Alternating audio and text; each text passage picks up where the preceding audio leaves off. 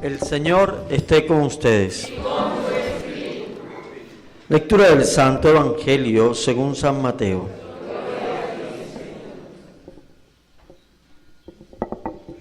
En cierta ocasión llamó Jesús a Pedro, a Santiago y a Juan su hermano, y los llevó a un monte alto y apartado. Y se transfiguró delante de ellos. Su rostro se puso brillante como el sol, y su vestido se volvió blanco como la luz. De pronto se les aparecieron Moisés y Elías, que hablaban con Jesús. Pedro tomó la palabra y le dijo a Jesús: Señor, qué bueno que estemos nosotros aquí. Si quieres, hago 3 enramadas, una para ti, otra para Moisés y otra para Elías. Todavía él estaba hablando cuando apareció una nube luminosa que se posó sobre ellos. Entonces se oyó una voz que salía de la nube y decía: Este es mi Hijo muy querido, en quien tengo mis complacencias. Escúchenlo. Al oír esto, los discípulos se postraron en el suelo llenos de temor. Jesús se acercó, los tocó y les dijo: Levántense, no tengan miedo. Y al levantar la vista no vieron a nadie más que a Jesús. Cuando bajaban del monte, les ordenó Jesús que no contaran a nadie lo que habían visto hasta que el Hijo del Hombre resucitara de entre los muertos. Esta es palabra del Señor. Gloria a ti, Señor Jesús.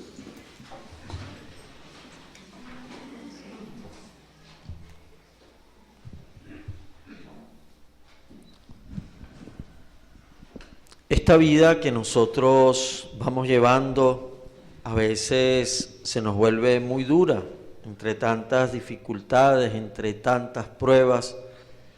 Y hay momentos tan intensos como los que le tocó vivir a Jesús en su pasión, en su muerte, antes de resucitar.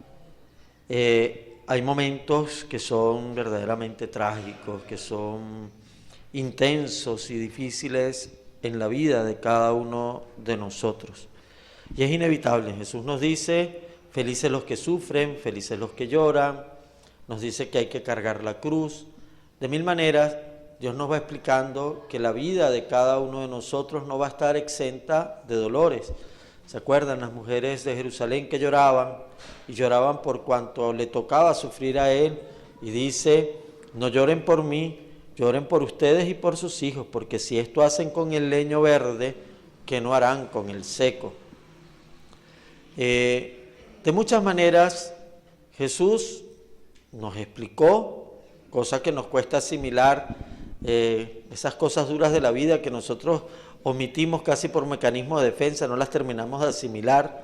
Pues una de esas es que nos toca sufrir para llegar al cielo, que no hay manera de llegar a la resurrección sin pasar por la cruz, que no hay manera de ser felices sin haber sufrido en esta vida. Pues precisamente ante esa experiencia cruel, dura, fuerte, que es el dolor humano, el dolor de nuestra propia existencia, del cual ninguno de nosotros estamos exentos. Las personas felices en esta vida no son las personas que no tienen sufrimiento. Las personas felices son las que saben manejar su sufrimiento, que es muy distinto. Y entonces, en este sentido, las lecturas de hoy nos dan una clave muy importante para manejar el sufrimiento en nuestra vida. En la primera lectura escuchamos cómo Dios se fija en Abraham, no por sus méritos. Antes de que Abraham hiciera cualquier cosa, Dios se ha fijado en Abraham y lo invita a un sufrimiento: deja tu tierra. Ahorita nosotros que tenemos familiares que le ha tocado emigrar, algunos que están evaluando si emigrar o no emigrar, pues podemos comprender lo que es el sabor y el dolor de quien le toca dejar su tierra. Y dice muy fácil el Señor: deja tu tierra y vete a otro sendero. Eso era un dolor lo que tenía y lo que le estaba pidiendo a Abraham. Y le dice: tienes que dejar tu tierra porque yo te voy a hacer bendición de los pueblos. Y bueno, y ahí complementa. Le pide un sacrificio y le dice, yo bendeciré al que te bendiga y maldeciré al que te maldiga. Y tú, a través de ti, yo bendeciré a todos los pueblos. Esa salida, ese sufrimiento de Abraham no era capricho de Dios, sino era parte de un proyecto de salvación, porque Dios no quería que Abraham se quedara solo para los de su tierra, sino que a través de Abraham quería bendecir a todas las naciones.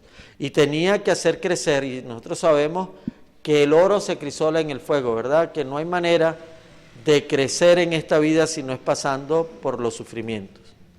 Y precisamente Abraham tenía que fortalecerse, tenía que crecer como persona, tenía que vivir esta prueba, y el Señor le dice, sal de tu tierra, ponte en camino, sabiendo que eso le ocasionaba dolor a Abraham, no en ingenuidad, con plena certeza de que eso hacía sufrir a Abraham.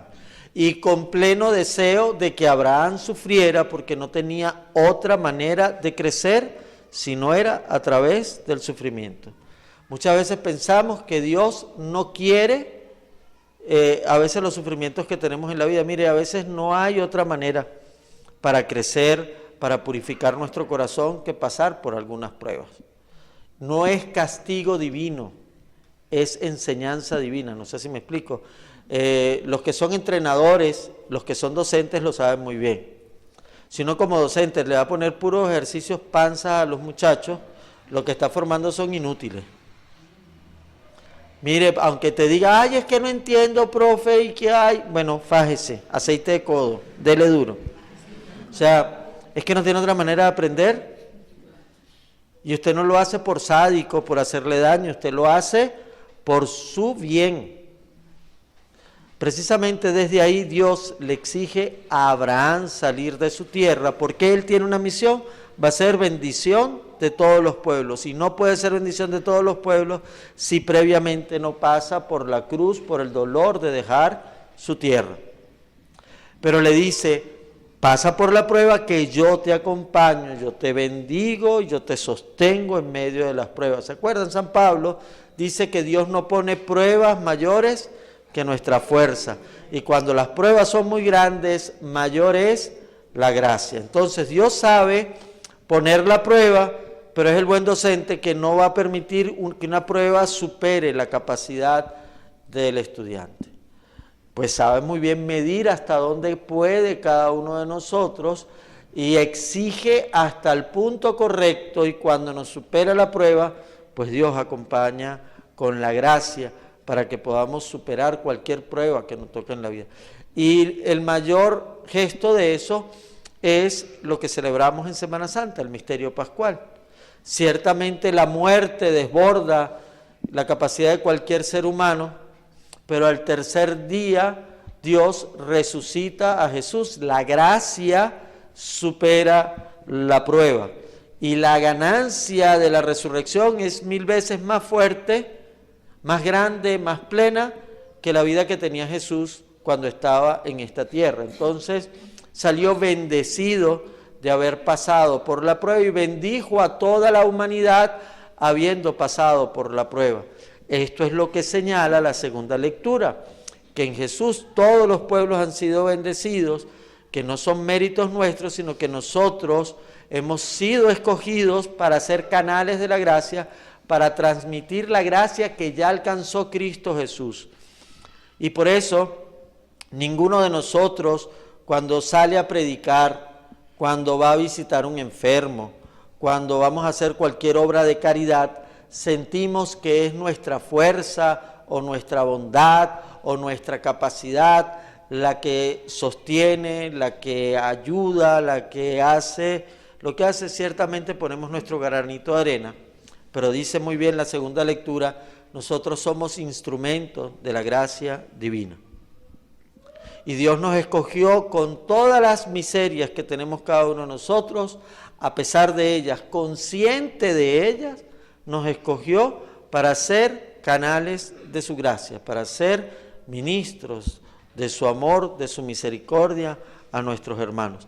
Y por eso debemos dar gracias a Dios de haber sido escogidos para esta tarea que nos trae dolores, que nos trae sufrimientos, pero que a la vez es una tarea que nos llena de aliento, nos llena de experiencia de la gracia que nos sostiene y nos hace sentir el gozo de ver cómo Dios va realizando tantas obras maravillosas día tras día y cómo muchas veces esas obras pasan hasta por nuestra propia miseria, por nuestra propia poquedad, cómo Dios sabe valerse de lo poco que tenemos y somos para hacer cosas muy grandes.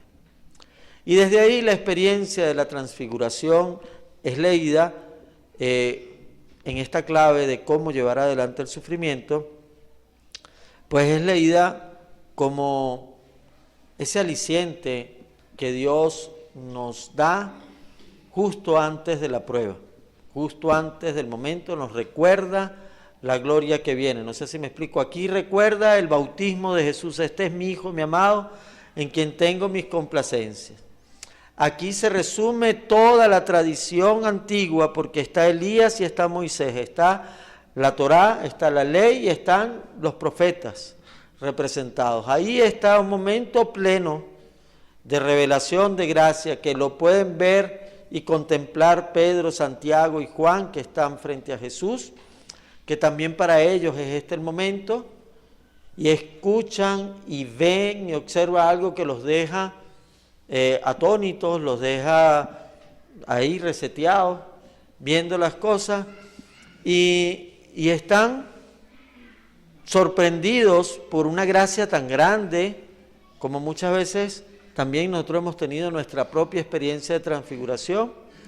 Pues esto no es el punto final, esto es apenas un sabor a paraíso que lo que da es sabor y fuerza saber, mira, la victoria está alcanzada, pero vamos todavía a un tramo intenso, hay que bajar a Jerusalén para morir, para soportar todo esto y después es que alcanzaremos la gloria.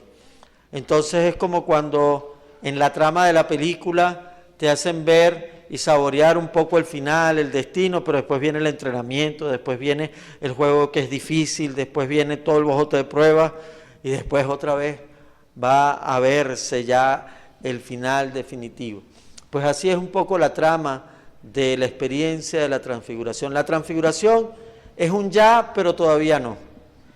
Es un decir y un estar cierto, Jesús va a resucitar, Jesús es el elegido, toda una serie de cosas, pero después de eso viene, lo perdimos, ¿dónde está Jesús? ¿Quién lo mataron? ¿Qué pasó? Viene toda la incertidumbre, viene toda la prueba, con la idea de que ese fresquito, ese sabor que nos deja la transfiguración, nos dé fortaleza en el momento de la prueba.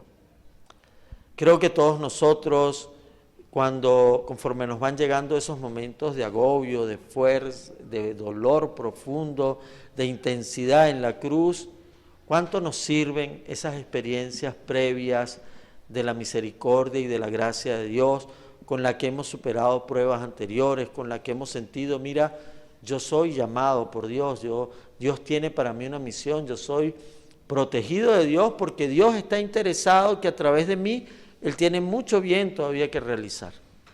Y eso nos sostiene en medio de la prueba. Y eso nos mantiene firme en medio del dolor. Pues esa es la clave precisamente que nos regala hoy la lectura para cómo sobrellevar el sufrimiento desde esa esperanza de resurrección. Precisamente, no nos engañemos ninguno de nosotros, no vamos a tener una vida sin problemas, sin dificultades. Jesús nunca nos prometió eso, nos hubiese gustado que nos los hubiese prometido, pero no pisó esa concha, no dijo ese embuste, Él fue muy claro, Él habló de la cruz, Él habló del sufrimiento, Él habló del camino angosto, Él habló de los perseguidos, de toda una serie de cosas, Él fue siempre muy claro. Que a nosotros no nos gusta es otra cosa, pero Él siempre fue claro, Él nunca nos estafó. Tenemos que aprender a ser felices con las cruces de cada día. Tenemos que aprender a ser bienaventurados en el sufrimiento. Y la clave de eso está en la plena conciencia de que somos muy amados por Dios, de que tenemos una misión que es de Dios y que su gracia es la que nos va a sostener en medio de cualquier prueba y cualquier dificultad. Ese es el regalo que nos tiene la palabra de Dios de este domingo, y creo que es muy oportuno en la realidad de la Venezuela de hoy, que nos cuesta para cuadrar la arepa, que nos cuesta para resolver las medicinas, para hacer tantas cosas, que vivimos con tanto agobio, tanto dolor, tanta preocupación. Pues una clave muy interesante: nuestra esperanza no está en que no tengamos problemas, nuestra esperanza está en sabernos llamados por Dios, sostenidos por Dios en medio de cualquier prueba y dificultad, y saber que ninguna prueba podrá con nosotros. Nada ni nadie podrá derrotarnos, podrán hacernos sufrir, podrán incluso matarnos, pero nunca derrotarnos, porque estamos puestos en Dios. Que así sea.